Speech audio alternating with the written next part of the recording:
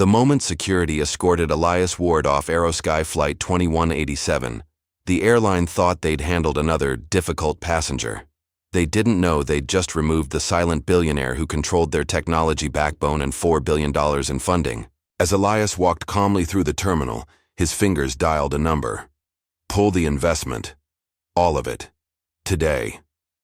For years he'd built his empire in the shadows, while airlines like AeroSky perpetuated discrimination behind corporate smiles. The Carringtons could whisper their discomfort. Marla could check his first-class ticket twice, and security guard Bryan Hale could mutter, "You people," all they wanted.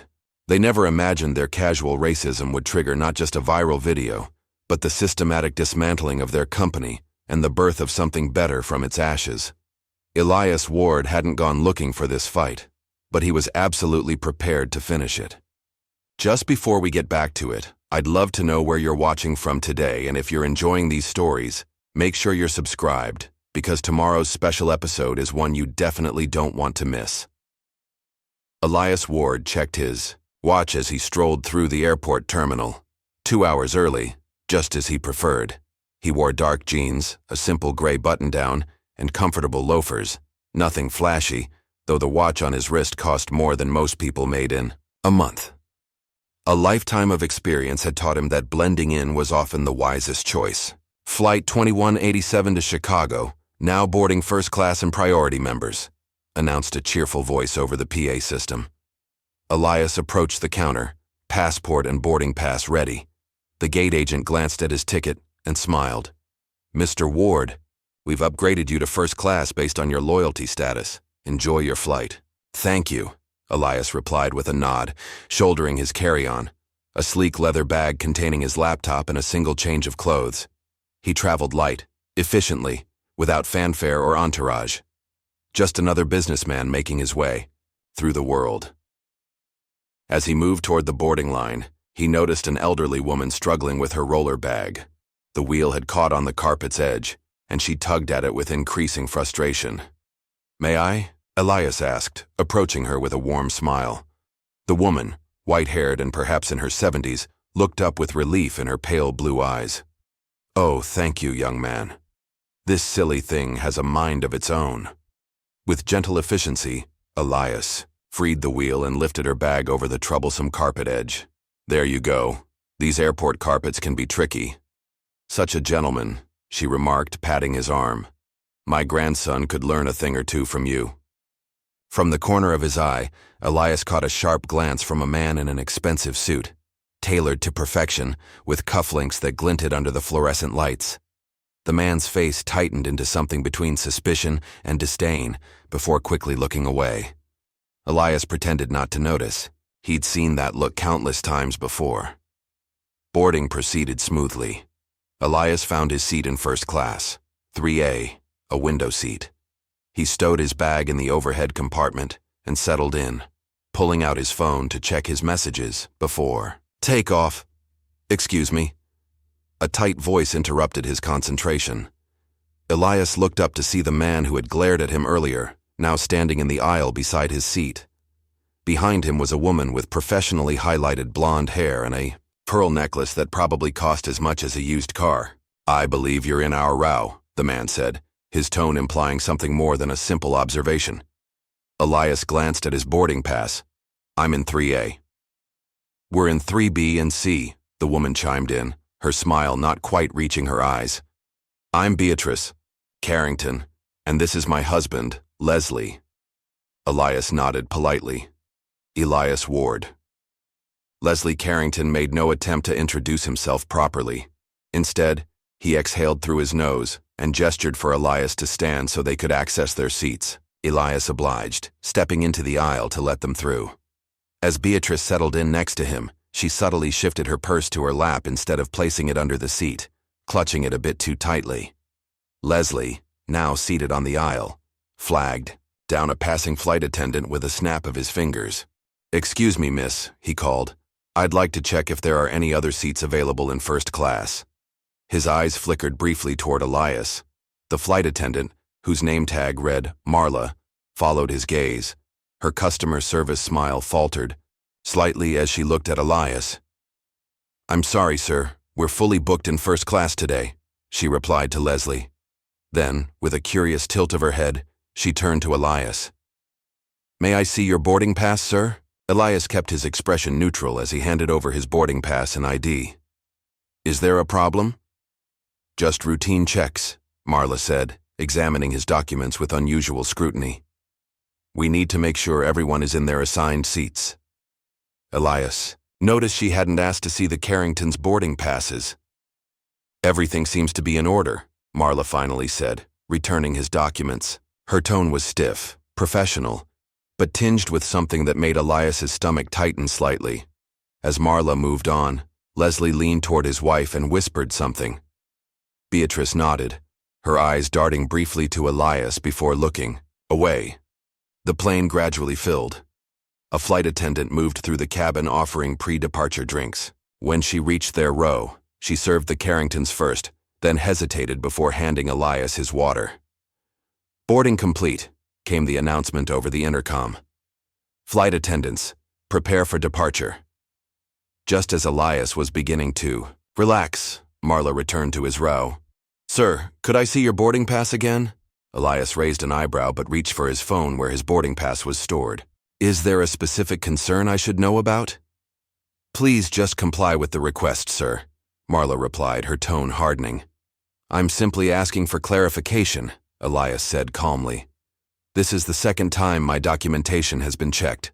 While others, he's being uncooperative," Marla said to Leslie, as if seeking confirmation. Leslie straightened in his seat. "He's been aggressive since he sat down. My wife and I are feeling quite intimidated." Elias blinked in genuine surprise. "I've barely spoken 10 words to you." "There's that tone again," Beatrice murmured, just loud enough for Marla to hear. Something cold settled in Elias's chest as he realized what was happening. He had experienced versions of this before, but usually with more subtlety, not this blatant fabrication. "I'll need to speak with the captain," Marla said, turning sharply and heading toward the cockpit. A few rows back, a young college-aged woman with braided hair slowly raised her phone, angling it to capture what was unfolding. Moments later, the cockpit door opened. The captain spoke briefly with Marla, who gestured toward Elias's row. The captain nodded and picked up the intercom. "Ladies and gentlemen, we apologize for the delay. We'll be ready for departure shortly."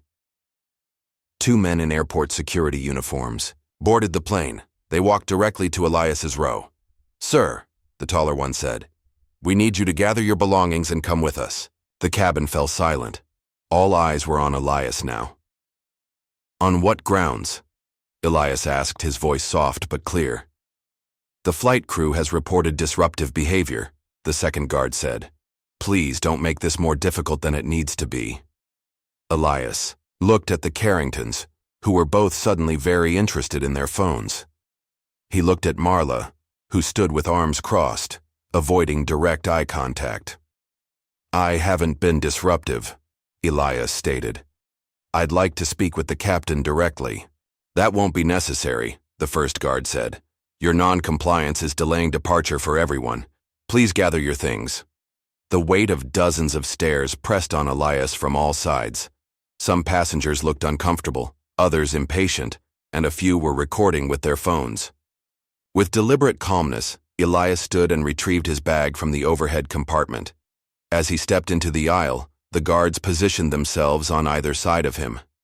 "This way," the taller guard said, placing a firm hand on Elias's upper arm. As they escorted him toward the exit, Elias maintained his composure.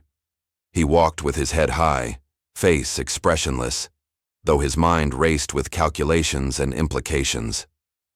Just before reaching the door, the second guard, a muscular man, with a military-style haircut and a name tag reading Bryan Hale, leaned in close. "You people always think the rules don't apply," he muttered, barely audible to anyone but Elias. Elias held the man's gaze for a long, silent moment before continuing down the jetway and into the terminal. Once clear of the gate area, Elias moved to a quiet corner near a window overlooking the tarmac. He watched as his flight pushed back from the gate without him on board. Only then did he reach for his phone. He scrolled through his contacts, selected a number, and waited. When the call connected, he spoke softly, but with crystal clarity. "It's me. I need you to pull the investment. All of it. Today." He paused, listening. "Yes, I'm certain. I'll explain later." As he ended the call, his phone chimed with a notification. The video was already spreading across social media. A black man being escorted off a plane while doing nothing wrong. The caption, "Flying while black strikes again. When will it end?" Elias slipped his phone into his pocket and walked toward the exit. Behind him, a storm was brewing, but his face revealed nothing. Not yet. Newark, New Jersey, 1985. A 7-year-old. Elias sat on the stoop of a modest apartment building, working through math problems that were years beyond his grade level. His mother, Diana Ward, watched from the window as she prepared dinner after her 12-hour shift as a hospital administrator. "You're going places, baby," she'd often tell him. "Just remember who you are when you get there." The memory faded as Elias entered his penthouse office in downtown Manhattan. Floor-to-ceiling windows offered a panoramic view of the city that had both challenged and rewarded him. The space was minimalist but tasteful. No flashy displays of wealth, just quality and purpose in every detail. "They're waiting for you in the conference room," said Marla Cho, Elias's executive assistant and closest confidant since their MIT days 20 years ago. Marla handed Elias a tablet displaying the viral video from the plane. The footage had amassed over 3 million views in just 6 hours. "Did they identify you yet?" Marla asked. "Not by name," Elias replied, "but it's just a matter of time." They walked together to the conference room where Elias's legal team had assembled. The atmosphere was tense, charged with both outrage and purpose. "Mr. Ward," began Talia Winters, his chief legal counsel, "we've drafted cease and desist letters to AeroSky Airlines regarding their slanderous statements about your behavior, but I suspect you have something else in mind." Elias nodded, taking his seat at the head of the table. "AeroSky Airlines doesn't know who they removed from that plane today. It's time they found out." He turned to the screen at the front of the room, which displayed the holdings of Ward Global Ventures, a private equity firm that operated almost entirely out of the public eye. Among the dozens of companies and startups listed, one name stood out: SkySync Technologies. SkySync provides the software infrastructure for over 60% of U.S. airlines, Elias explained, including AeroSky's entire fleet. They also depend on our capital investments to maintain their international certifications. "And they have no idea you own the controlling interest," Marla added. "Correct, and now I'm pulling both the technology licenses and the funding." The room fell silent for a moment as the implications set in. "Sir," one of the younger attorneys ventured, "that would effectively ground their entire operation within weeks." "I'm aware," Elias replied simply. Back at AeroSky's corporate headquarters, the day had been proceeding like any other. In his corner office with its ostentatious aviation memorabilia, CEO Victor Langford was reviewing quarterly projections with his executive team. "These numbers are promising," he said, leaning back in his leather chair. "Our new route expansions are exceeding expectations." His assistant knocked and entered without waiting for a response. "Sir, you need to see this." She handed him a tablet displaying the viral video. Victor's face remained impassive as he watched, but a vein in his temple began to pulse. "Get Kendra in here," he ordered. "Now." Kendra Shaw, AeroSky's head of PR, arrived moments later. Tall, immaculately dressed, with a reputation for handling crises with cold efficiency, she carried herself with the confidence of someone who had buried worse stories than this. "I've seen it," she said before Victor could speak. "We're already drafting a statement about our commitment to passenger safety and proper protocols." "Not good enough," Victor snapped. "This needs to disappear. I don't want another discrimination lawsuit." "The video has already gone viral," Kendra countered. "Trying to bury it will only make it worse. We need to control the narrative." As they argued strategy, Beatrice Carrington entered, still wearing the same pearl necklace from the flight. As a board member of AeroSky and Victor's longtime ally, she had immediate access. "Victor, you need to get ahead of this," she said without preamble. That man on the plane. I didn't recognize him at first, but I think he's someone important. Victor dismissed her concern with a wave. He's nobody, just another angry passenger who didn't follow instructions. He turned back to Kendra. Issue the standard statement. Say we're investigating the incident, or whatever the usual line is. As Kendra left to manage the PR response, Victor's phone rang. It was the CFO, his voice tight with alarm. Something's happening with our shares, he reported. They're being sold off in large blocks by an unknown entity. We've dropped 4% in the last hour alone. Victor frowned. That's odd timing. Keep an eye on it. Back in his office, Elias watched a financial dashboard as AeroSky's stock began its downward slide. It was just the beginning. Marlin, I need the files on AeroSky's previous discrimination cases, he said, turning away from the screen. Marlin pulled up a secure folder on his tablet. 8 settlements in the past decade, all with strict NDAs. On Elias's desk sat a framed photograph of his mother, Diana Ward, smiling proudly at his MIT graduation. Beside it was an old bus ticket, preserved in a small frame. The sight of it triggered another memory. Montgomery, Alabama, 1994. 15-year-old Elias was visiting relatives with his mother. They boarded a Greyhound bus, and the driver had told Diana to move to the back, despite there being open seats. In the front, it's not the 60s anymore, Diana had said firmly, refusing to move. The driver threatened to kick them off. A white passenger had intervened, saying, "Let them sit where they want." Only then did the driver back down. That night, Diana had told Elias, sometimes you have to draw a line, even when it cost you something. The memory faded as Elias focused back on the present moment. It's happening again, he murmured, touching the frame of the bus ticket. Sir? Marlin looked up. Nothing, Elias replied. Did you find anything on a woman named Ava Grayson? Marlin nodded. Former compliance officer at AeroSky. Raised concerns about biased passenger removal policies 3 years ago.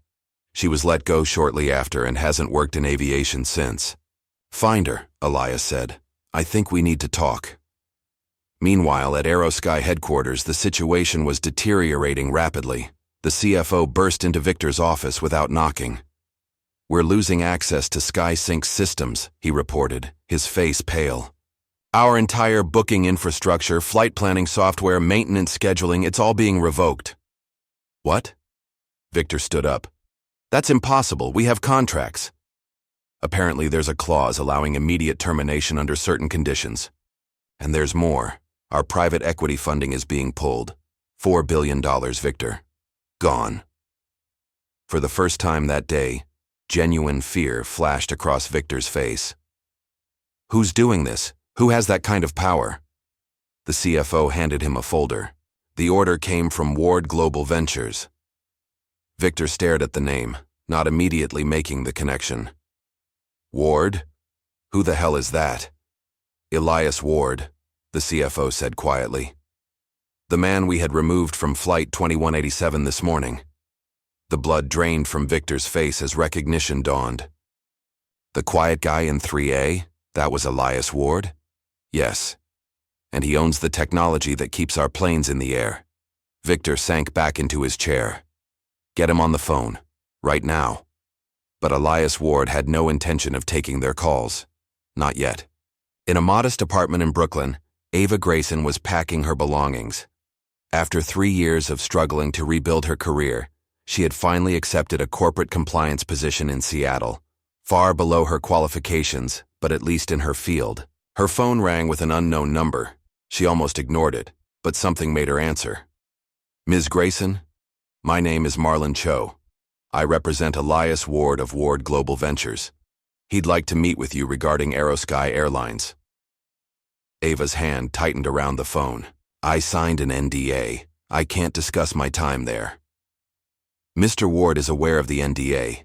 He's prepared to have his legal team review it for any potential loopholes.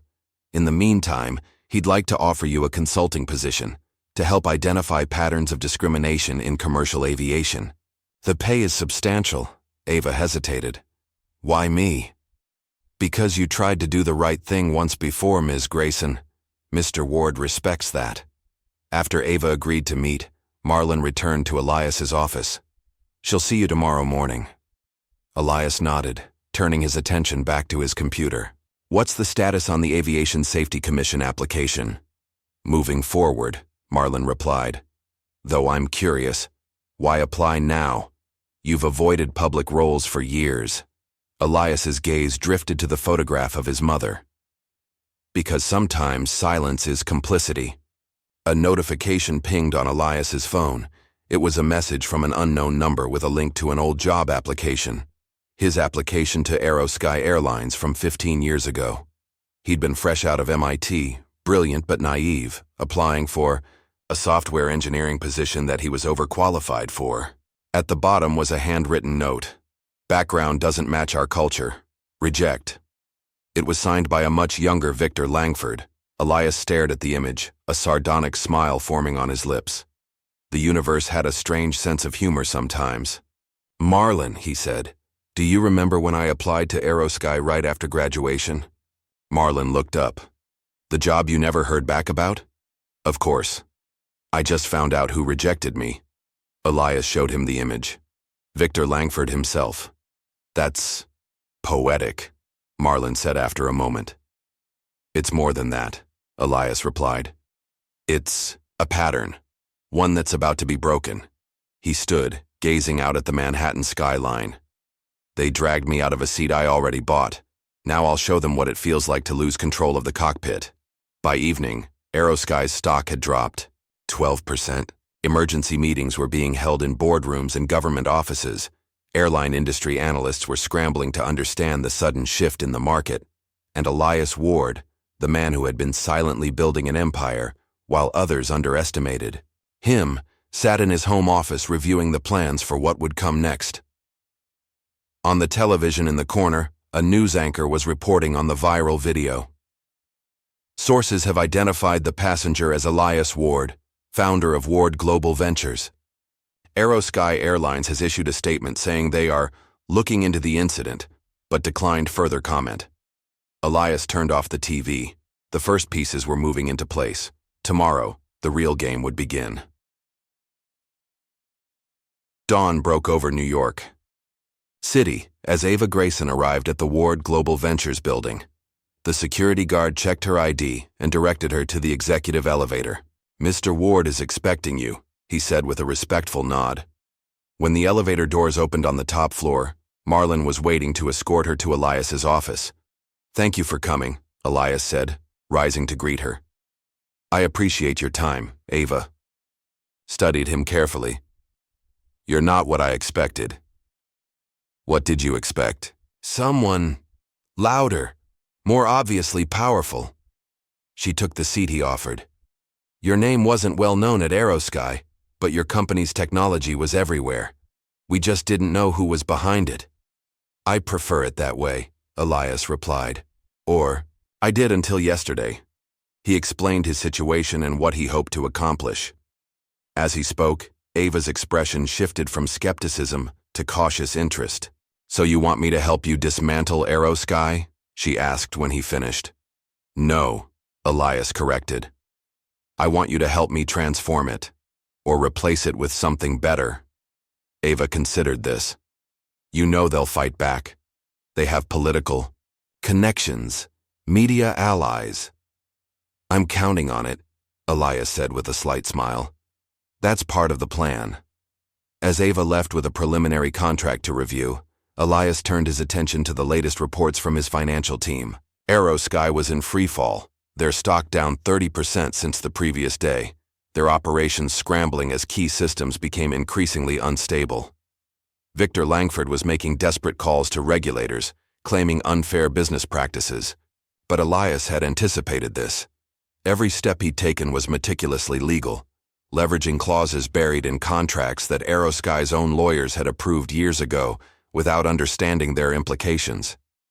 By noon, the story had evolved. Financial news networks were reporting on the connection between the viral video and AeroSky's plummeting value. Social media was ablaze with speculation and outrage. Mr. Ward, Marlon said, entering with fresh reports. Trevor Lynn from GNN is requesting an exclusive interview. Not yet, Elias replied. Let them wonder a little longer. As the day progressed, more details emerged about AeroSky's history of discrimination. Anonymous sources, many likely encouraged by Ava Grayson's network, began sharing stories with journalists about their experiences with the airline. By evening, the narrative had completely shifted. AeroSky wasn't just dealing with one PR disaster. They were facing a reckoning for years of systemic issues that had been carefully hidden from public view. In his home that night, Elias sat on his balcony overlooking Central Park. The lights of the city glimmered below, a testament to human ambition and ingenuity, and also to the inequalities that persisted despite all that progress. His phone rang. It was Marlin. They know everything now, Marlin reported. AeroSky's board is in emergency session. There's talk of asking Victor to step down. And the new aviation logistics system? Elias asked. Ready for implementation. The partner airlines are eager to switch, especially after today's news. Elias nodded to himself. Good. Tomorrow we go public with the full plan.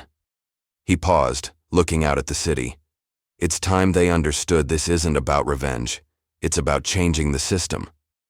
As he ended the call, Elias thought again of his mother's words. Sometimes you have to draw a line, even when it costs you something. For AeroSky, that cost was about to become very clear. Morning sunlight slanted through the blinds of AeroSky's executive boardroom as Victor Langford stared, in disbelief at the financial report in front of him. The numbers didn't lie. Their stock had plummeted nearly 20% overnight, and the downward spiral showed no signs of stopping. How the hell did we miss this? Victor slammed his palm on the polished mahogany table.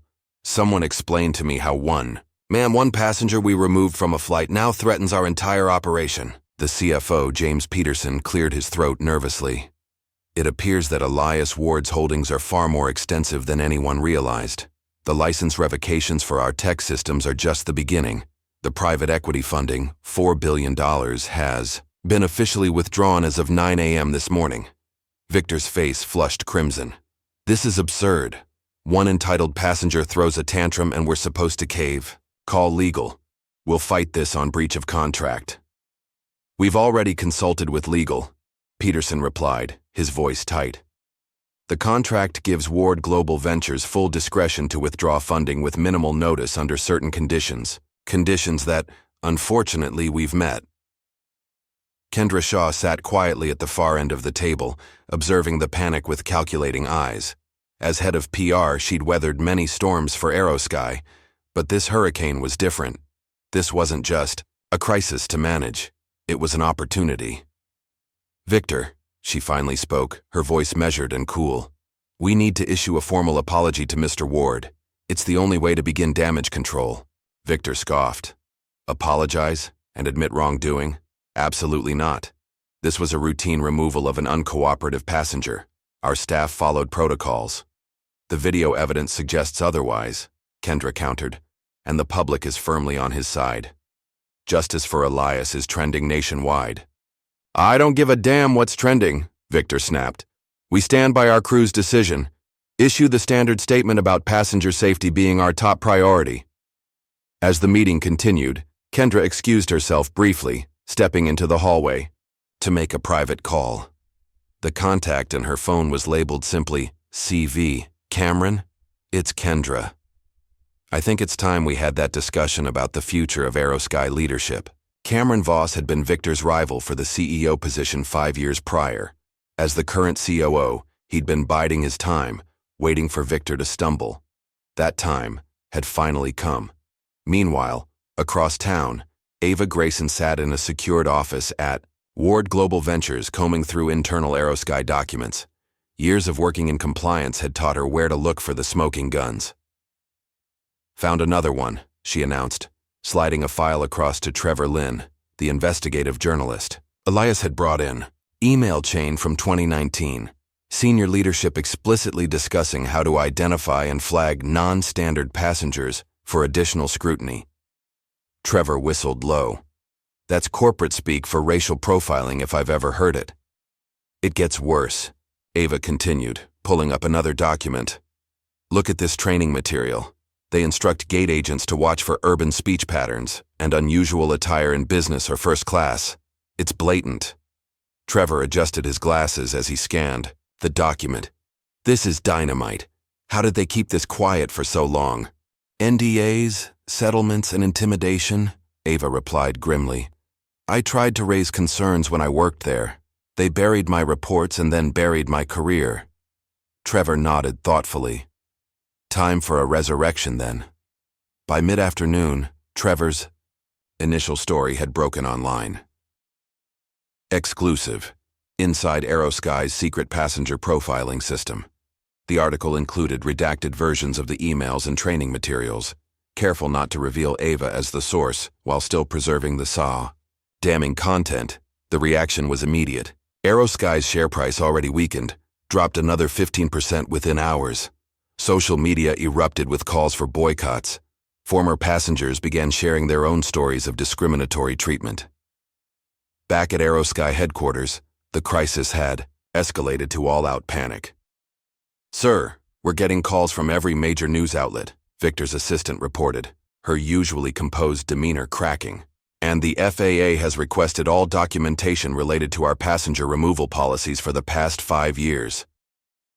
Victor loosened his tie, feeling the walls closing in. Where the hell is Kendra? She should be handling this. But Kendra was in Cameron, Voss's office, reviewing a strategy to present to the board, one that ended with Victor's removal and Cameron's ascension, with Kendra as his second-in-command. In another part of the building, a junior flight attendant named Sarah Jensen stared at her computer screen in the crew lounge. The internal message board was buzzing with activity, with current and former staff sharing their experiences with the company's unwritten red flag practices, the unofficial profiling system that targeted certain passengers, particularly people of color in premium cabins. Sarah had witnessed it firsthand, but had always been too afraid to speak up. Now, with anonymity provided by the internal forum, she began typing her own account of what she'd seen over 3 years with the airline. What she didn't realize was that dozens of other employees were doing the same thing, and that several were forwarding these accounts directly to news outlets. By evening, AeroSky was bleeding from 1,000 cuts. Their customer service lines were overwhelmed with cancellations. Their social media accounts were flooded with angry comments. And a group of Wall Street analysts had just downgraded their stock from hold to sell. In a private conference room, the board of directors convened an emergency session without Victor present. The question isn't whether Langford stays, said Roland Whitman, the board chairman. It's how quickly and quietly we can remove him without making this worse. Another board member leaned forward. What about this Elias Ward? Who is he really, and why does he scare us this much? Because he has the power to destroy this company with a phone call, Roland replied gravely. And so far he's only given us a taste of what he can do. Victor, unaware of the board's meeting, retreated to his office and poured himself a generous scotch. His phone rang. Cameron Voss calling to check in on how he was handling the crisis. Don't worry about me, Cam, Victor said, the alcohol loosening his tongue. I'm not going down because of some entitled He caught himself, but the slur had already escaped. What Victor didn't know was that Kendra had advised Cameron to record the call. The incriminating audio was now safely stored in her personal files, insurance for the next phase of her plan. As night fell over the city, Elias sat in his home office, watching the destruction of AeroSky unfold on multiple news channels. A headline crawled across the bottom of one screen. Passenger boycott grows. Mothers with biracial children join protest against AeroSky. The camera cut to a woman holding a young boy's hand as she spoke passionately to the reporter. If that's how they treat a successful businessman like Mr. Ward, what chance does my son have? Marlin entered with a fresh pot of coffee. Quite a day, he observed, pouring 2 cups. Elias nodded, accepting the coffee. And we're just getting started. The media wants your statement, Marlin reminded him. They've been calling non-stop. Let them wait, Elias replied. I won't speak until the time is right. Let them drown in their own silence for a while longer. As he spoke, His phone lit up with a text from Ava. "You need to see this." It was a video of a mother and her biracial son at the airport, turning away from the AeroSky check-in counter and tearing up their tickets. The caption read, "My son deserves better. Boycott AeroSky. Stand with Elias." The video had already been shared over 1 million times. Elias set down his phone and gazed out at the city lights. "I won't speak yet," he repeated softly. "But when I do, they'll wish they'd never heard my name." The C. Headline of Trevor Lynn's comprehensive exposé practically screamed from computer screens and smartphones across the country. "The Pattern of Prejudice: How AeroSky Airlines Systematically Removed Passengers of Color." The article was a masterpiece of investigative journalism, meticulously researched, corroborated by multiple sources, and devastating in its conclusions. It connected Elias Ward's removal to dozens of similar incidents over the past decade, all of which had been quietly settled and buried by AeroSky's legal team. "This was never about one incident or one passenger," Trevor wrote in the piece. "This was about a corporate culture that normalized discrimination and punished those who questioned it." Within hours of publication, the article had been shared by celebrities, politicians, and business leaders across the political spectrum. The consensus was clear: AeroSky's actions were indefensible. That same morning, Beatrice Carrington appeared on national morning news, apparently determined to salvage her reputation. "I felt threatened," she insisted, her pearl necklace gleaming under the studio lights. "My husband and I were simply trying to enjoy our flight when this man became confrontational." The host, to her credit, wasn't having it. "Mrs. Carrington." The video clearly shows Mr. Ward sitting quietly. At no point does he raise his voice or make any threatening gestures. "You weren't there," Beatrice countered, her smile tightening. "There's such a thing as reverse racism, you know. White people can be victims too." What Beatrice didn't realize was that a group of internet researchers had already begun digging into her past. By noon, screenshots of her old social media posts were circulating widely, posts filled with racial slurs and derogatory comments about minorities in white spaces. As Beatrice's interview concluded, her phone buzzed with an urgent text from her publicist. "Get off air now. Check your Twitter." Mentions, too late, the damage was done. Beatrice Carrington, board member of AeroSky and wife of Leslie Carrington, was now the face of the scandal's latest chapter. At Ward Global Ventures, Ava Grayson was preparing for her next move. With Elias's backing, she had assembled a team to digitize and organize AeroSky's leaked training materials, including a particularly damning video that had been recorded during a staff training session 3 years earlier. This segment is titled, "Identifying Potential Passenger Concerns." The trainer in the video explained to a room full of flight attendants and gate agents, "Pay close attention to urban speech patterns, unusual attire in business class, or passengers who seem out of place in premium cabins." The subtext was unmistakable. Ava's hands trembled slightly as she watched. She remembered sitting in that very training, raising her hand to question the guidelines, and being told afterward that she wasn't a team player. "Are you okay to proceed with this?" Elias asked gently, noticing her reaction. Ava squared her shoulders. "More than okay. This needs to be seen." The training video was released at precisely 2 p.m., strategically timed to dominate the afternoon news cycle. Within an hour, it had been played on every major network, accompanied by commentary from civil rights lawyers, aviation experts, and former AeroSky employees who confirmed its authenticity. By late afternoon, AeroSky's stock had fallen another 12%, bringing the total loss to nearly 45% of its value in just 2 days. Meanwhile, in a modest home in the suburbs, Henry Grayson, Ava's father and a former AeroSky pilot, watched the unfolding scandal with mixed emotions. 15 years earlier, he had been one of the airline's most respected captains until a single incident changed everything. During a routine flight, Henry had corrected a dangerous error made by his white co-pilot, a man with powerful connections within the company. Days later, Henry was called into a meeting where he was accused of emotional instability and creating an unsafe work environment. Despite his impeccable record, he was fired and effectively blacklisted from the industry. The doorbell rang, pulling Henry from his thoughts. When he opened the door, Elias Ward stood on his porch. "Mr. Grayson," Elias said, offering his hand. "I'm Elias Ward. Your daughter suggested I speak with you." Henry regarded him warily but invited him in. "You're the man from the plane, the one they're talking about on the news." "I am," Elias confirmed, taking a seat in Henry's living room. "But I'm here to talk about you, actually." "Me?" Henry raised an eyebrow. "What could I possibly have to do with all this?" "Everything," Elias replied.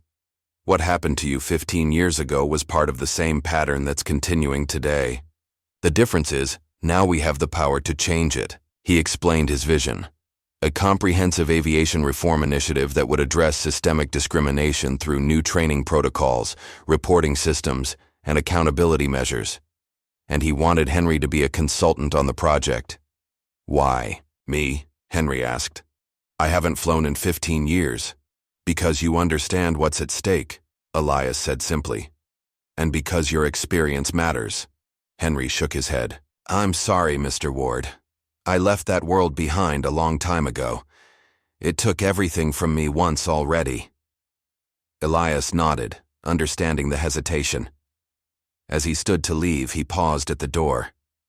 "Don't do it for them," he said quietly. "Do it. For her." They both knew he meant Ava and all the others who had faced similar injustices. Back at AeroSky headquarters, Kendra Shaw was meeting secretly with a private investigator. "I need dirt on Elias Ward," she instructed. "Everyone has skeletons. Find his." The investigator nodded. "Any particular areas to focus on? Past relationships, financial irregularities, anything we can use to shift the narrative." Kendra slid an envelope across the table. "This is just the beginning. There's more if you deliver results." What Kendra didn't know was that Trevor Lynn had sources everywhere, including inside AeroSky's PR department. By evening, he knew about her smear campaign and had already alerted Elias. "Let them come," Elias said when Trevor called with the warning. "They won't find anything that hurts me, but their attempt will make an interesting addition to your next article." That night, AeroSky's leadership held another emergency meeting. The atmosphere was grim, with board members openly discussing the possibility of bankruptcy if the situation continued. "We need to settle with Ward," one executive argued, "whatever it takes." "He's not returning our calls," another replied, "and his lawyers say he's not interested in settlement talks." Victor Langford, who had managed to hold on to his position for now, slammed his fist on the table. "This is extortion. He can't just destroy a company because he didn't like how he was treated on one flight." In the corner of the room, Cameron Voss exchanged a knowing glance with Kendra. Victor's days were numbered, and they both knew it. As discussions continued, a junior assistant burst into the room, her face pale. "I'm sorry to interrupt, but you need to see this right now." She turned on the large screen at the front of the room where a financial news channel was breaking a major story. Elias Ward reportedly developing new airline venture. The reporter continued. Sources close to Ward Global Ventures confirm that proprietary aviation technology is being routed to a new entity registered as New Sky Airways. Industry analysts suggest this could represent a direct competitor to established carriers with state-of-the-art systems and a focus on equity and service. The boardroom fell silent as the implications sank in. Elias Ward wasn't just punishing AeroSky, he was planning to replace them. In a different part of town, a group of minority pilots were meeting with lawyers from Ward Global Ventures. These were pilots who had experienced discrimination at AeroSky over the years, passed over for promotions, subjected to extra scrutiny, or fired for minor infractions that white pilots routinely got away with. "Mr. Ward is prepared to fully fund a class action lawsuit," the lead attorney explained. "But more importantly, he wants to offer all of you positions with a new venture he's developing." The pilots exchanged skeptical glances. They'd heard promises before. "Why should we trust him?" asked one veteran captain. Because unlike AeroSky, Mr. Ward knows what it's like to be judged for the color of his skin rather than the content of his character, the attorney replied. And because he's putting $100 million behind this initiative. That got their attention. The next morning, Victor Langford made one last desperate attempt to salvage the situation. He instructed his assistant to arrange a private meeting with Elias Ward. "Tell him I want to discuss resolution options," Victor said. "Person to person, no lawyers." The message was delivered, but Elias's response was brief and pointed. "You already had your moment to hear me. You chose to remove me." By afternoon, the class action lawsuit had been filed, generating yet another wave of negative press for AeroSky. The plaintiffs included not just the pilots, but former flight attendants, gate agents, and even passengers who had experienced discrimination. As media coverage intensified, Kendra Shaw made her final move. Using a secure, anonymous email account, she sent the recording of Victor's racial slur to every major news outlet in the country. Within hours, the audio was playing on a continuous loop across television, radio, and internet platforms. AeroSky. CEO Victor Langford caught using racial slur to describe Elias Ward. The headlines blared. The board didn't even need to meet to make their decision. By 5 p.m., Victor Langford had been terminated effective immediately, with a terse statement from the company disavowing his comments. In his penthouse apartment, Elias watched the news coverage of Victor's downfall on a large television screen. As the clip of the slur played yet again, he picked up the remote and turned off the TV. "Now," he said quietly to the empty room, "it begins." The morning after Victor Langford's racial slur went public, AeroSky's stock plummeted an additional 22% within the first hour of trading. The company had lost nearly half its market value in just 3 days, a catastrophic collapse that financial analysts were already calling the Ward effect. In the gleaming glass towers of Wall Street, traders stared at their screens in disbelief as the numbers continued to fall. Even those who had predicted trouble hadn't anticipated such a swift and brutal decline. "Is AeroSky going to survive this?" asked a CNBC anchor, her voice grave as she addressed a panel of aviation industry experts. "That remains to be seen," replied a silver-haired analyst. But with their technology licenses revoked, their funding pulled, and now this PR nightmare, it's difficult to imagine a scenario where they emerge intact. At AeroSky headquarters, panic had given way to resignation. Employees whispered in hallways, updated their resumes at their desks, and took personal items home, just in case. The atmosphere was that of a sinking ship, with everyone quietly, preparing for the worst while maintaining a brittle facade of normalcy. In the executive boardroom, an emergency meeting had been called. Board members filed in with grim expressions, many having flown in overnight from across the country. Roland Whitman, the board chairman, called the meeting to order with a somber tap of his knuckles on the polished table. "I think we all understand the gravity of our situation," he began, his voice tight with controlled stress. "The events of the past 72 hours have brought us to the brink. Our stock is in free fall. Our partners are distancing themselves. And our CEO has been recorded using a racial slur to describe the very man who now holds our fate in his hands." The room remained silent, the gravity of their predicament hanging heavy in the air. "Victor Langford must be removed immediately," said Thomas Bailey, one of the oldest board members. "There can be no debate on this point." Nods of agreement circled the table, and Beatrice Carrington as well, added another board member. Her television appearance and those social media posts have made her position untenable. Beatrice, who was notably absent from the meeting, had been placed on a leave of absence the previous evening after her racist social media history had gone viral. Her husband, Leslie, had also gone silent, neither returning calls nor appearing in public. "Agreed," Roland said. "But removing them won't be enough. We need to demonstrate meaningful change, and we need to do it quickly." As the discussion continued, Kendra Shaw sat quietly at the far end of the table, her expression carefully neutral despite the satisfaction she felt within. Everything was proceeding exactly as she had planned. Victor was finished. Beatrice would soon follow. And in the chaos that remained, she intended to rise. When a junior executive suggested they needed new leadership with a fresh perspective, Kendra allowed herself a small, calculated intervention. "If I may," she said, her voice measured and calm amid the panic. "I believe Cameron Voss has the experience and the temperament to guide us through this transition. As COO, he's already familiar with our operations, and he hasn't been implicated in any of the recent unpleasantness." Several board members turned to look at Cameron, who maintained a somber, determined expression, one he and Kendra had practiced the night before in preparation for this moment. "I'm willing to step in as interim CEO," Cameron offered, his voice grave with artificial reluctance. "Not because I want the position, but because I believe in this company and what it can be with the right guidance." The vote was swift and unanimous. By noon, press releases announced Victor Langford's termination and Cameron Voss's appointment as interim CEO. Kendra Shaw was elevated to executive vice president with expanded responsibilities, effectively making her the second most powerful person in the company.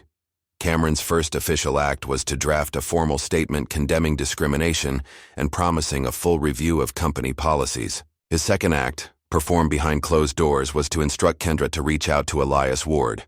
"We need to stop the bleeding," he told her. "Find out what it will take to get him to reinstate the technology licenses and funding." Kendra nodded, already composing the approach in her mind. "Leave it to me." That afternoon, a sleek private jet, one of the few AeroSky aircraft still operating at full capacity, was dispatched to New York. On board was a leather portfolio containing a proposal that Kendra believed would appeal to Elias Ward: reinstatement of all technology licenses and funding, in exchange for a formal public apology from AeroSky, a substantial financial settlement, and a newly created position for Elias as strategic advisor to the board. The jet landed at a private airfield near Elias's estate in upstate New York. A courier delivered the portfolio directly to the front gate, where Marlon Cho accepted it, with a cordial but non-committal thank you. Inside the house, Elias was on a video call with a group of former AeroSky employees, people of color who had experienced discrimination during their time with the airline. Each shared their story, passed over for promotions, subjected to random security checks, assigned to less desirable routes, or pushed out entirely under dubious circumstances. "What happened to me on that plane wasn't an isolated incident," Elias told them after listening intently to their experiences. "It was part of a pattern that's gone unchecked for too long." As the call concluded, Marlon entered with AeroSky's proposal.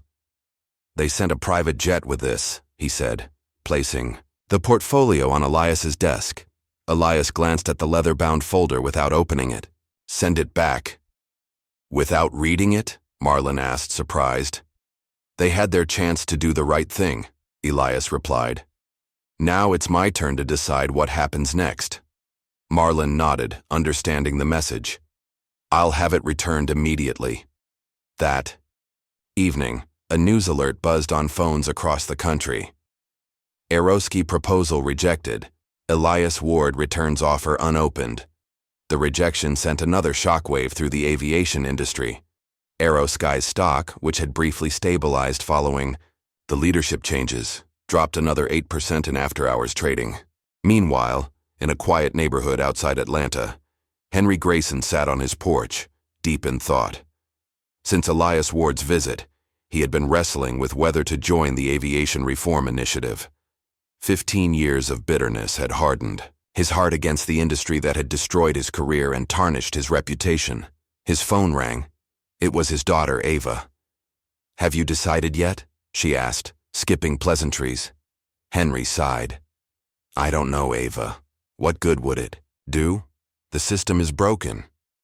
"That's exactly why we need you," Ava replied.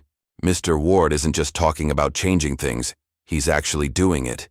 He has the resources and the influence to make real change happen." "And what happens when the spotlight moves on to something else?" Henry challenged. "What happens when people forget about the man who got thrown off a plane and everything goes back to business as usual?" "It's not going back," Ava insisted. "Not this time." After they hung up, Henry walked inside and opened the closet where his pilot's uniform still hung, preserved in plastic. He ran his fingers over the wings pinned to the jacket. Wings he had earned through years of hard work and dedication, only to have them stripped away unjustly. "Don't do it for them," Elias had said. "Do it for her." Henry picked up his phone and dialed a number. In Washington, D.C., the rapidly escalating situation had caught the attention of powerful people. Several senators with ties to the airline industry and donors connected to AeroSky were growing concerned about the implications of one man wielding so much influence over a major carrier. Senator William Parker, whose campaign had received substantial contributions from AeroSky's corporate PAC, called a press conference to express his concerns about market stability and the potential impact on consumers. "While discrimination has no place in American business," Parker stated, carefully threading the political needle, "we must also consider the thousands of jobs at stake and the essential service that AeroSky provides to communities across our nation. I am calling for a measured approach that addresses legitimate concerns without destabilizing an entire industry." What the senator didn't mention was the frantic call he had received from Roland Whitman earlier that day, pleading for political intervention to help save the airline. Within hours of the senator's statement, a coordinated campaign began across certain news outlets questioning whether Elias Ward had too much power and whether his actions constituted a dangerous precedent of private retribution against public companies. Elias watched these developments with a calm that unnerved those around him. Rather than responding directly to the political pressure, he focused on the next phase of his plan. "Marlin," he said as they reviewed the day's developments, "what's the status of the safety system license?" Marlin pulled up a document on his tablet. "According to our contracts, the revocation takes full effect in 48 hours. After that, AeroSky loses access to our collision prevention AI." Elias nodded thoughtfully. "And the alternatives available to them?" "Nothing comparable in the short term," Marlin replied. "Our system is integrated into their entire fleet. Replacing it would take months, if not years." Later that evening, as Elias was preparing for bed, his phone buzzed with an urgent message from Marlin. "You need to see this now." Attached was a legal document that had just been filed by AeroSky's new leadership. It was a formal threat claiming that if Elias didn't reinstate access to the safety system within 48 hours, they would hold him personally responsible for any incidents that occurred as a result. The implication was clear. If a plane went down, they would blame him. Elias read the document twice, his expression hardening. The move was desperate, cynical, and completely in line with the corporate culture he was fighting against. "They still don't understand who they're dealing with," he said to himself, setting the phone aside. Tomorrow would bring a response they weren't expecting. The headline dominated every major news outlet by morning. AeroSky claims Elias Ward endangering passengers by withholding safety technology. It was a calculated move that shifted the narrative overnight. Suddenly, social media was ablaze with new hashtags. Brayer's corporate vendetta and Airline Lives Matter began trending as AeroSky's PR machine worked overtime to paint Elias as a vindictive billionaire willing to risk lives for personal revenge. Several opinion pieces appeared simultaneously across different publications, all questioning the ethics of using safety systems as leverage in a corporate dispute. The coordinated nature of the campaign suggested significant resources behind it, a last-ditch effort by AeroSky to salvage its reputation by damaging Elias's. "They're trying to make me the villain," Elias remarked to Marlin as they reviewed the morning's coverage. Predictable but effective. Before Marlin could respond, his phone rang. It was Ava Grayson, her voice tense with urgency. "There's been an incident," she reported. "AeroSky Flight 753 to Denver experienced a sudden altitude drop about an hour ago. They're saying it was related to the navigation system." Elias's expression remained calm, but his eyes sharpened. "Casualties?" "No. The pilot managed to stabilize the aircraft. Everyone's safe, but passengers were terrified. It's all over social media already. And they're blaming our system," Elias concluded. "Yes," Ava confirmed. "Cameron Voss is giving a press conference in 30 minutes, and the advance word is he'll be directly calling you out for endangering lives." After ending the call, Elias sat in silence for a moment. Then he turned to Marlin. Get me the flight data from our system. And call Trevor Lynn. Tell him I'm ready to talk. On camera today. The timing of the incident was suspicious. The safety system was still fully operational. The license revocation wouldn't take effect for another day. Either this was a genuine technical issue being opportunistically exploited, or something more sinister was at play. By mid-afternoon, Cameron Voss stood before a forest of microphones, his face grave with practiced concern. Today's incident demonstrates the very real human cost of Mr. Ward's vendetta against our airline, he declared. While we thank God no one was injured, this near miss serves as a sobering reminder of what's truly at stake. We are calling on Mr. Ward to put passenger safety above personal grievances and reinstate the critical systems our aircraft depend on. The performance was compelling. Cameron managed to appear both righteous and reasonable, a corporate leader, concerned only with public safety. The fact that the incident had occurred while the system was still fully operational wasn't mentioned. As Cameron continued his statement, televisions across the nation suddenly cut to breaking news. Elias Ward. To give first public interview since AeroSky incident. In a studio across town, Elias sat opposite Trevor Lynn, both men composed and serious as the red light on the camera signaled they were live. Mr. Ward, thank you for joining us today, Trevor began. I think the question on everyone's mind is simple. Are you putting airline passengers at risk by withdrawing your technology from AeroSky? Elias met the question directly. No, I am not, and I'd like to explain why. With calm precision, he outlined how his company's technology had actually prevented countless potential incidents over the years.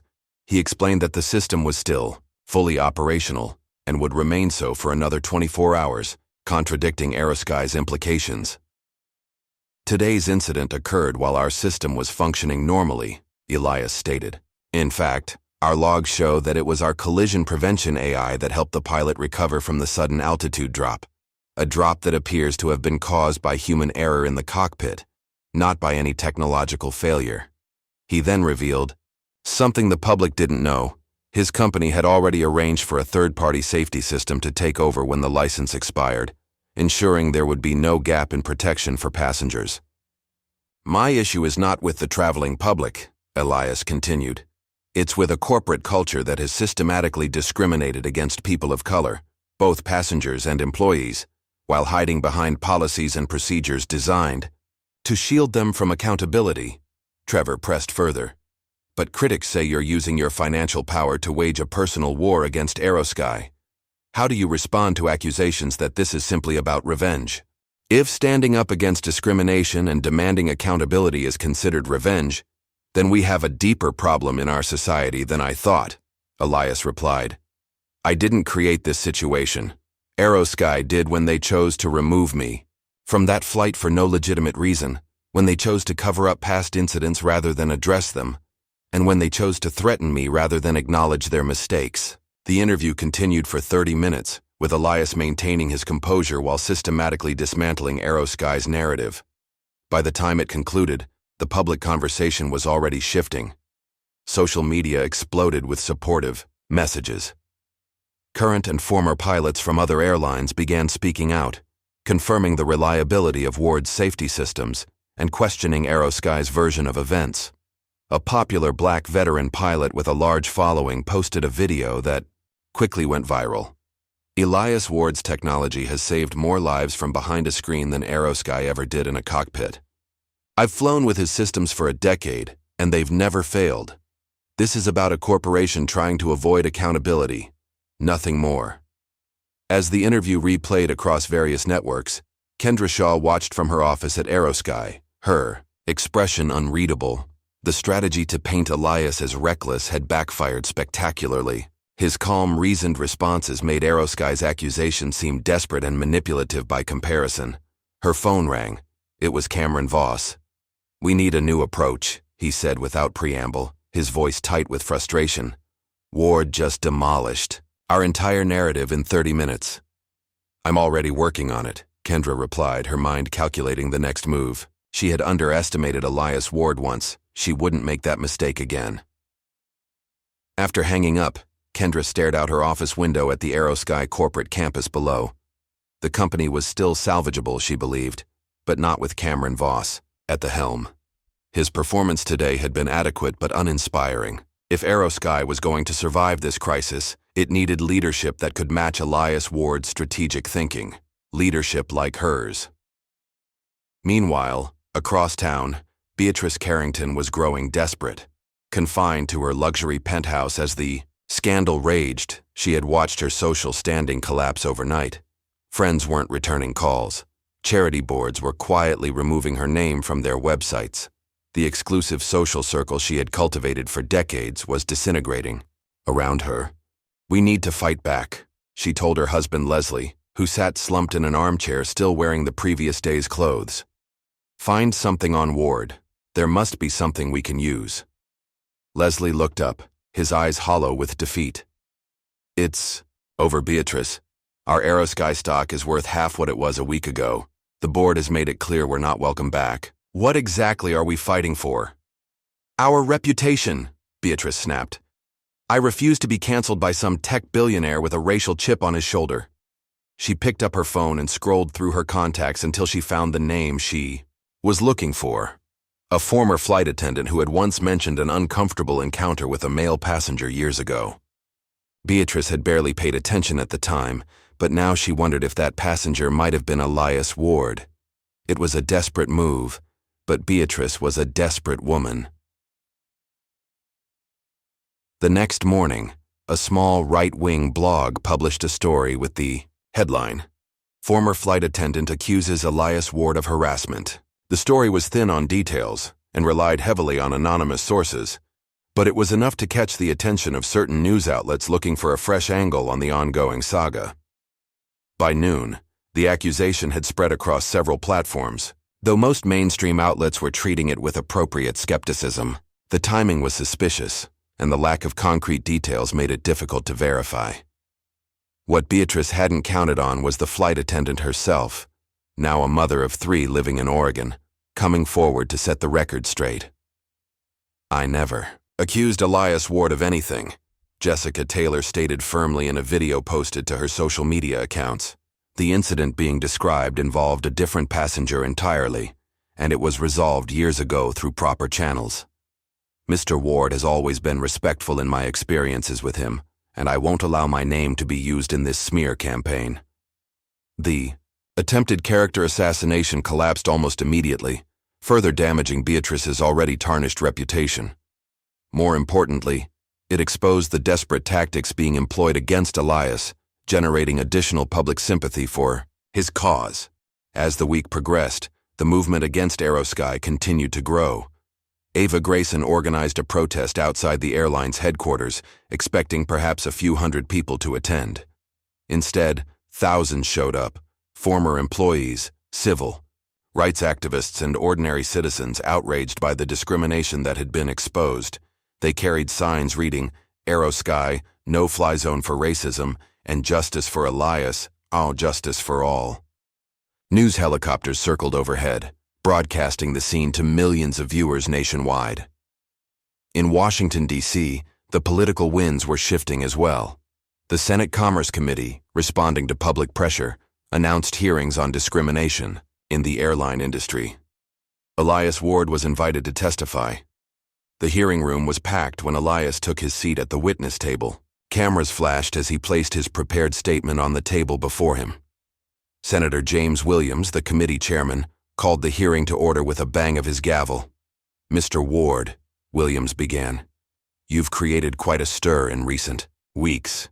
Some call you a crusader for justice, others a corporate raider using social issues as cover for financial manipulation.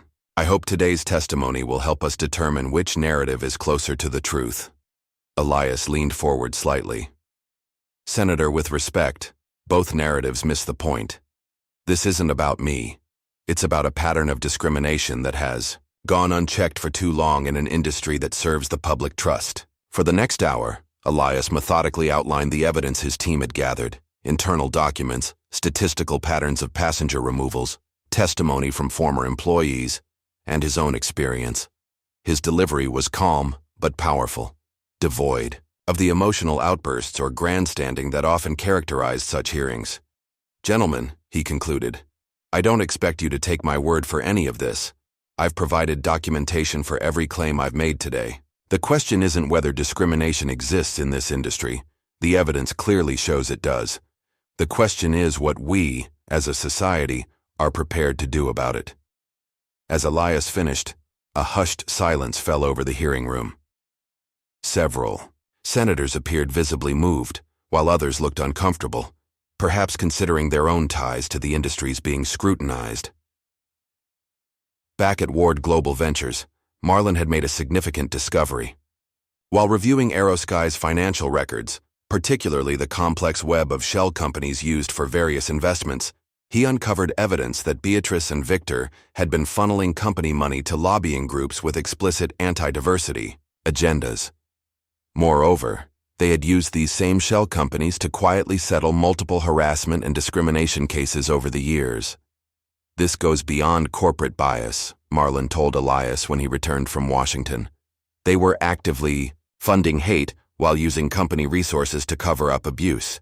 Elias reviewed the documents carefully. The evidence was damning and completely actionable. Forward this to the Department of Justice, he instructed, and give Trevor Lynn the background information, not the documents themselves, but enough to start asking the right questions. That evening, Elias sat alone in his study, reviewing the events of the past 2 weeks. What had begun as a personal humiliation had evolved into something much larger, a genuine movement for change in an industry that had operated by its own rules for too long. His phone rang. It was Henry Grayson. "I've been thinking about your offer," Henry said without preamble. "And?" Elias prompted when Henry fell silent. "I'm in," Henry finally replied. "Not because I believe the system can change, but because my daughter does. And if there's even a chance she's right, I want to be part of it." Elias smiled. "I'm glad to hear it. We've got a lot of work to do." As they discussed next steps, Elias's other line beeped with an urgent call from Marlin. "Turn on the news," Marlin said when Elias switched over. Now, Elias clicked on the television to see breaking news banners across the screen. Federal agents raid AeroSky headquarters. The camera showed FBI agents leading several people out of the building in handcuffs. Among them was Victor Langford, his face ashen, as he was guided into a waiting vehicle. The Department of Justice moved quickly, Marlin explained. Apparently, they've been building a case for some time, and our evidence was the final piece they needed. As the screen showed Victor Langford being placed in the back of an FBI vehicle, Elias turned off the television. The wheels of justice were finally turning, but there was still much work to be done. The real challenge, rebuilding something better, from the ashes of corruption, was just beginning. 3 weeks after Victor Langford's arrest, a fleet of black town cars pulled up to a converted warehouse on the outskirts of New York City. The building, once an abandoned aircraft maintenance facility, had been transformed into a sleek modern space, its exterior restored to industrial chic perfection, its interior reimagined as a cutting-edge headquarters. Elias Ward stepped out of the lead car, dressed in a simple charcoal suit. Behind him came Marlon Cho, tablet in hand as always, followed by Ava Grayson and her father Henry. They were joined by a diverse group of executives, engineers, pilots, and aviation specialists, the core team of what would soon be revealed to the world. Inside, the warehouse had been converted into an open concept office with a massive hangar space visible through glass walls. In that hangar stood a gleaming aircraft, its pristine white fuselage emblazoned with a sleek blue logo, New Sky Airways. "Is everything ready?" Elias asked, surveying the space with quiet satisfaction. Marlin nodded. "Press will arrive in 30 minutes. Livestream is set up. Social media campaign launches the moment you make the announcement."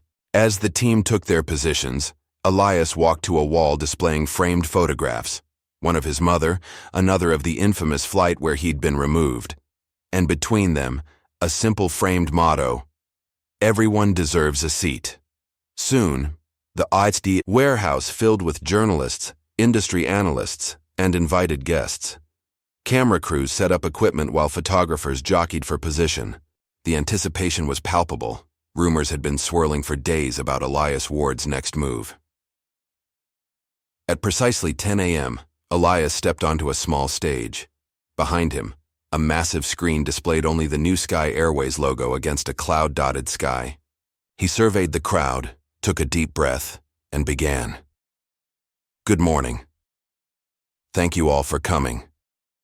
3 weeks ago, I was forcibly removed from a commercial flight because of the color of my skin. Today, I'm here to announce that sometimes, when the system fails you, the answer isn't just to fix it, but to rebuild it entirely." With that, the screen behind him came to life, displaying renderings of aircraft, terminals, and technology interfaces. As Elias continued, he outlined his vision. New Sky Airways, a revolutionary aviation company built from the ground up with equity, safety, and integrity as its foundational principles. "This isn't just another airline," Elias explained. "This is a complete reimagining of what air travel can and should be. From our hiring practices to our customer service protocols to the technology powering our aircraft, everything has been designed to create an experience that respects the dignity of every person who steps on board." He went on to detail the innovations that would set New Sky apart. State-of-the-art collision avoidance technology, transparent algorithms for security screenings that eliminated racial bias, and a corporate structure that incentivized ethical behavior at every level. "And leading this effort as our Chief Operating Officer," Elias announced, gesturing to his right, "is someone who understands better than most the cost of standing up for what's right. Please welcome Ava Grayson." Ava stepped forward, her posture confident, but her eyes revealing the emotion of the moment. 3 years after being pushed out of the aviation industry for raising concerns about discrimination, she was returning, not as a compliance officer but as a top executive. "Thank you, Elias," she said, taking her place at the podium. "When I was fired from AeroSky for questioning their practices, I never imagined I'd have the opportunity to help build something better. Today marks not just a new chapter for me, but a chance to create the kind of aviation company I always believed was possible." Ava announced her first initiative as COO, a comprehensive hiring program targeting underrepresented pilots, flight attendants, mechanics, and administrators across the country. The pipeline would include partnerships with aviation schools and historically black colleges and universities, as well as scholarship opportunities for students from underserved communities. "Our goal isn't just diversity for its own sake," she explained. "It's about building a workforce that reflects the passengers we serve, and creating an environment where everyone can thrive based on their talents and dedication, not their appearance or background."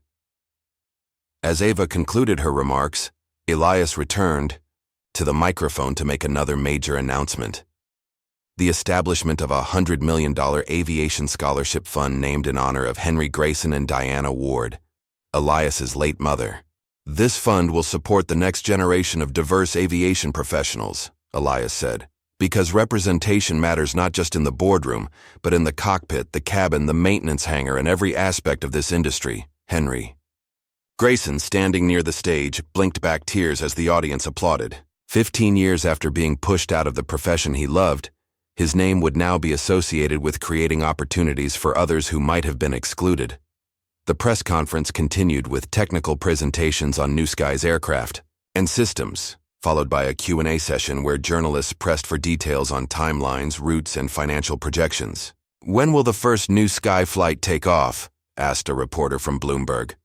"We're targeting 60 days from today," Elias replied.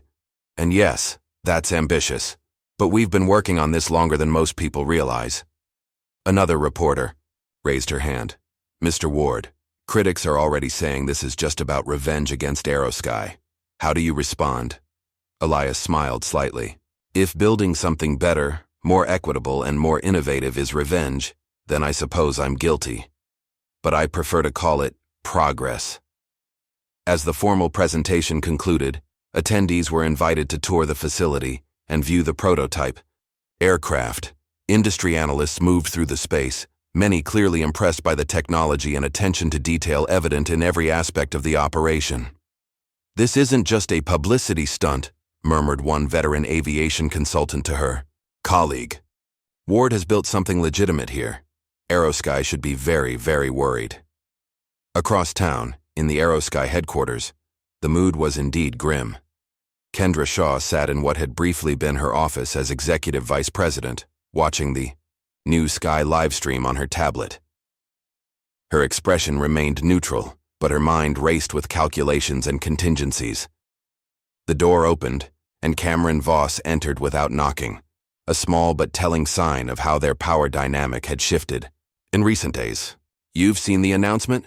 he asked, gesturing toward her tablet. "Of course," Kendra replied coolly. "Impressive operation. He's been planning this for months, maybe years." Cameron paced nervously. "This isn't just competition. It's existential. If he can deliver what he's promising, we won't survive. Not with our reputation in tatters and our stock in free fall." Kendra studied Cameron thoughtfully.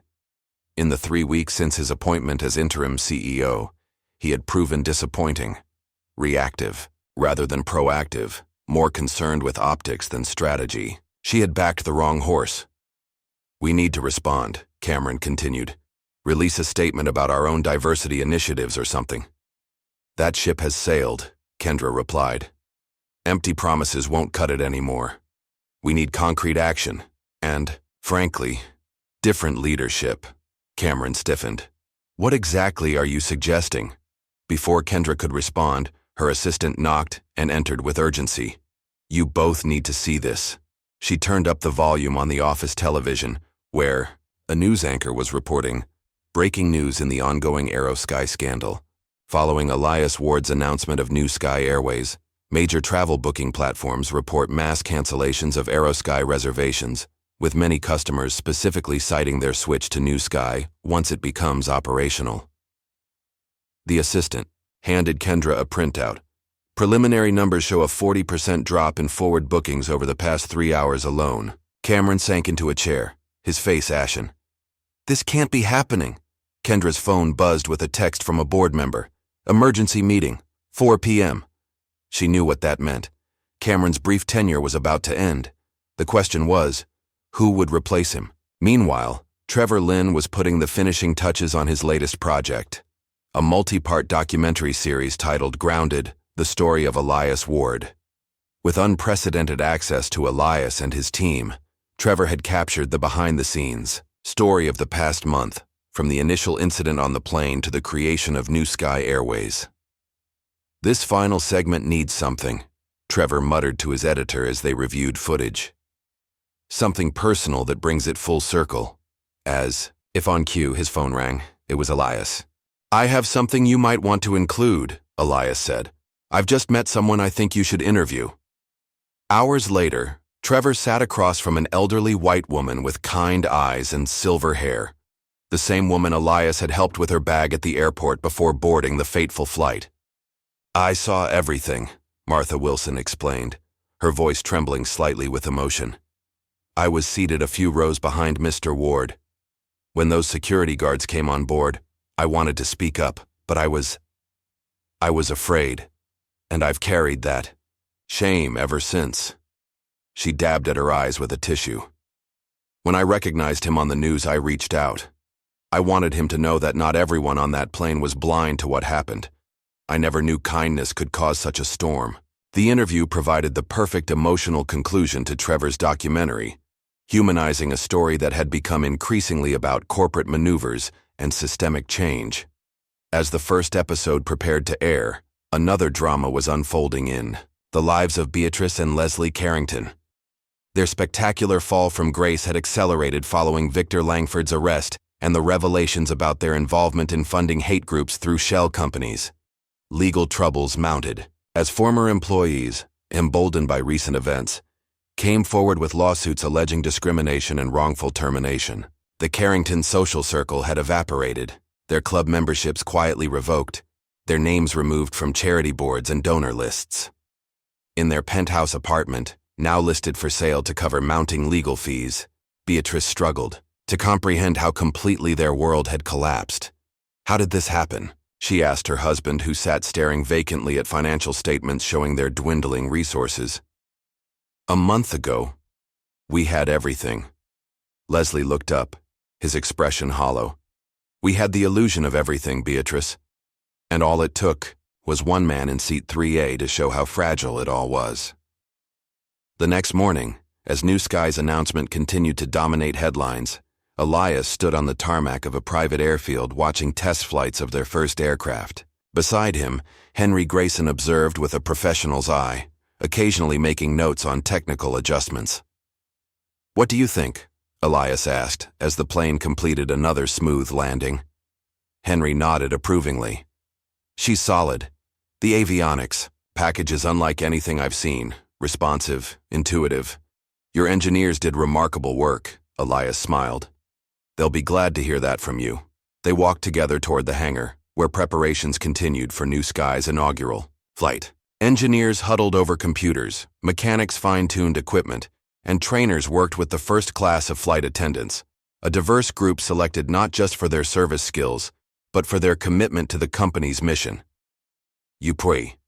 "No," Henry said thoughtfully. "When you first approached me about this, I thought you were naive.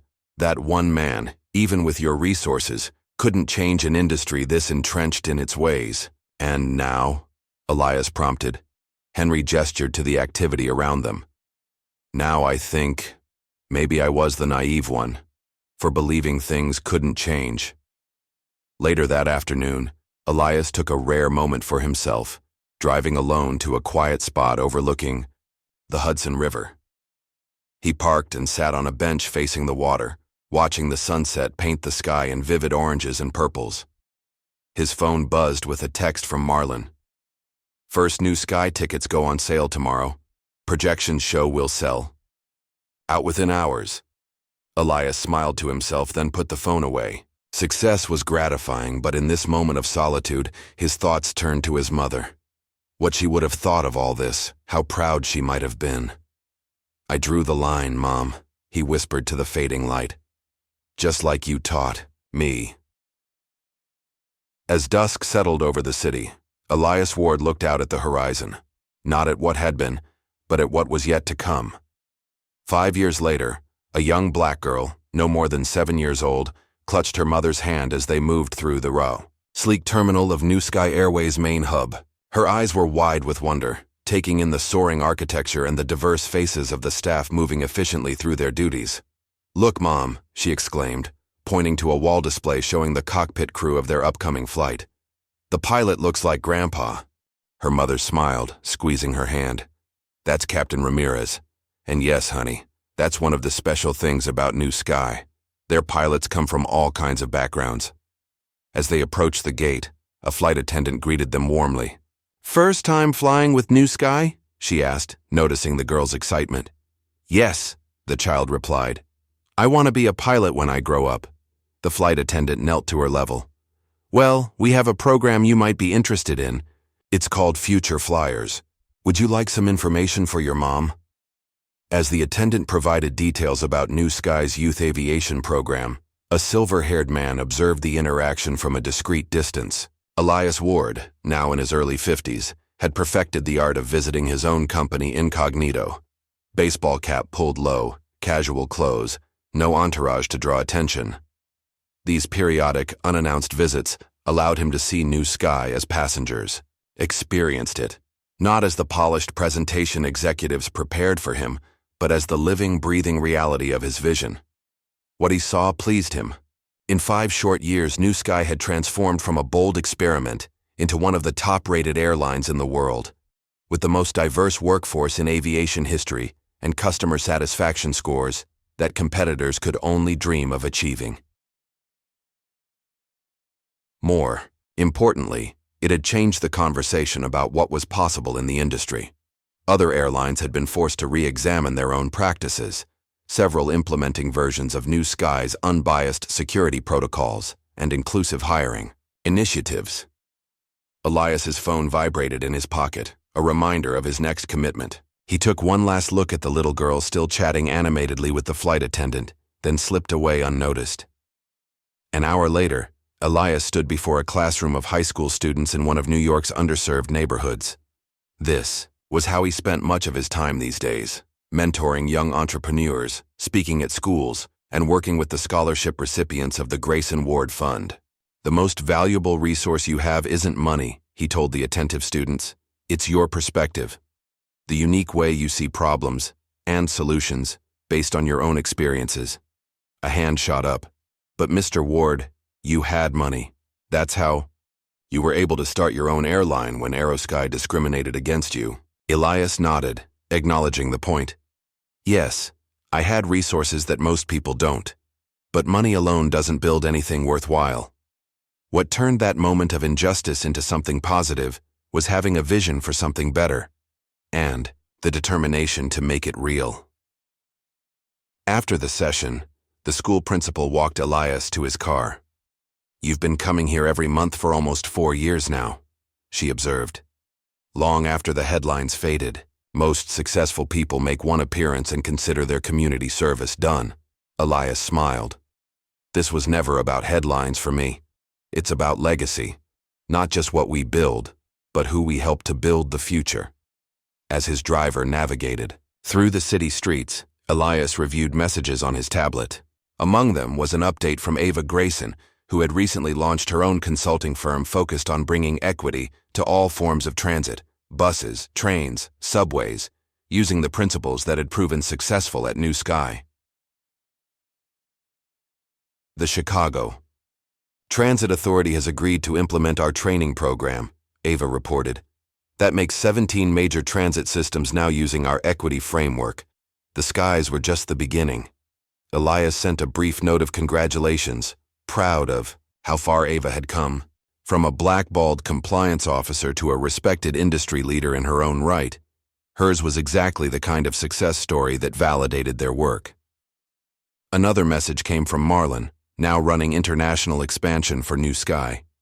He had just concluded a TED Talk titled Rewriting Flight Paths, Justice and Infrastructure, and attached a link to the video, which was already trending online. Your influence extends far beyond aviation now, Marlon wrote. Companies across dozens of industries are adopting similar reforms after seeing what we accomplished. They're calling it the Elias effect. As the car continued its journey, Elias's thoughts drifted to those who had stood on the other side of history. AeroSky still existed, though in dramatically reduced form, a regional carrier with a fraction of its former roots and revenue. After multiple leadership changes and a Chapter 11 reorganization, it had emerged as a cautionary tale taught in business schools worldwide. Victor Langford had served 14 months in federal prison for financial crimes related to the shell companies and misappropriation of corporate funds. Upon his release, he had retreated from public life, occasionally spotted at second-tier industry events but largely forgotten. A news alert pinged on Elias's tablet. Former AeroSky CEO Victor Langford spotted at New Sky IPO event. The accompanying photo showed a gray-haired Victor watching from the periphery as New Sky executives rang the opening bell. His expression, empty, no anger, no resentment, just the vacant stare of a man witnessing the consequences of his own failings. Elias dismissed the alert without dwelling on it. Victor Langford belonged to the past, and Elias's focus remained firmly on the future. His schedule for the afternoon included a planning meeting for the unveiling of a memorial statue at New Sky's headquarters, a powerful bronze sculpture honoring all wrongfully profiled travelers. The design featured abstract figures of diverse backgrounds standing tall and unbowed, surrounding a central inscription, "Never again, removed for who you are." The artist, a renowned sculptor whose own father had experienced discrimination while traveling in the 1960s, had created a piece that captured both the pain of past injustices and the hope of a more equitable future. Elias had been moved to tears when he first saw the completed design. Later that evening, Elias met with Marlon for their weekly dinner, a tradition that had endured through all the changes of the past 5 years. Their friendship, forged in their MIT days and strengthened through countless challenges, remained one of the constants in Elias's life. "I've been thinking about Ghana," Elias said as they finished their meal. "It's time I took that trip." Marlon raised an eyebrow. "The one your mother always talked about? Tracing her family roots?" Elias nodded. "I've been putting it off for years, always too busy with one thing or another. But I think it's time." "A vacation would do you good," Marlon agreed. "When was the last time you took more than 2 days off?" This wouldn't be a vacation, Elias corrected him. More of a pilgrimage. Something I need to do for myself, not for New Sky, or the Foundation, or anything else. 2 weeks later, Elias found himself sitting on the porch of a small guest house in a coastal village in Ghana. No security detail, no business meetings, no speaking engagements. Just a man reconnecting with a part of his heritage his mother had always wanted to explore. The sun was setting over the Atlantic, painting the sky in brilliant hues of orange and purple. Local children played soccer in the distance, their laughter carrying on the warm breeze. Elias took a deep breath, feeling the weight of responsibilities and achievements momentarily lift from his shoulders. For the first time in years, perhaps decades, he was simply present, neither planning the next move nor reflecting on the past. Just existing in the moment, watching the same sun that had illuminated his ancestors' lives sink below the horizon. Meanwhile, thousands of miles away, a New Sky flight cruised smoothly at 35,000 feet.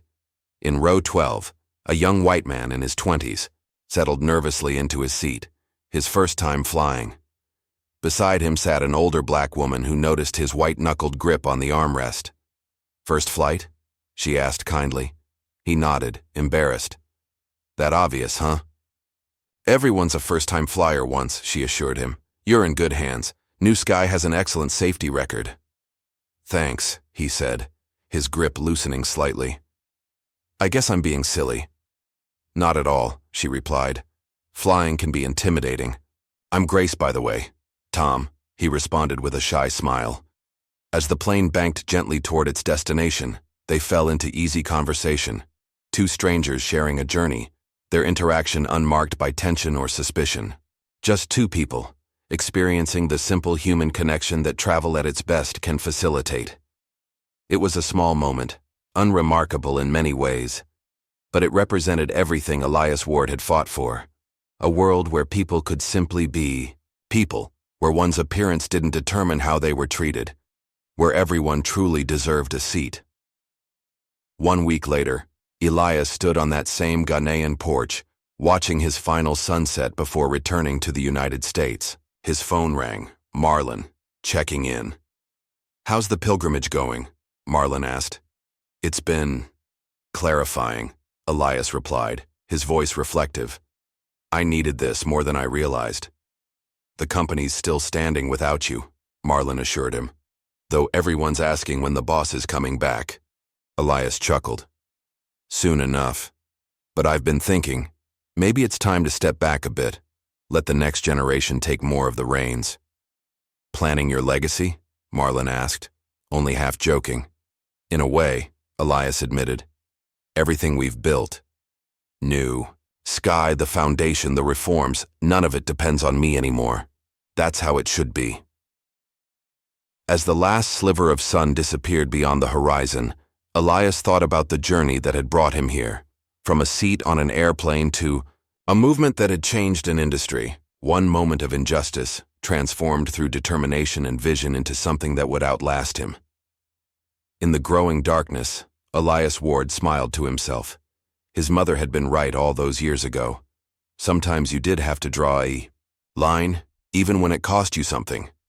But sometimes that line became the foundation for something far greater than anyone could have imagined. The next day, as his plane lifted off from Ghanaian soil, Elias gazed out the window at the receding landscape. A flight attendant approached, offering a welcome beverage. "Enjoying the view, sir?" she asked. "Very much," Elias replied. "There's something special about seeing the world from above. It gives you perspective." She nodded thoughtfully.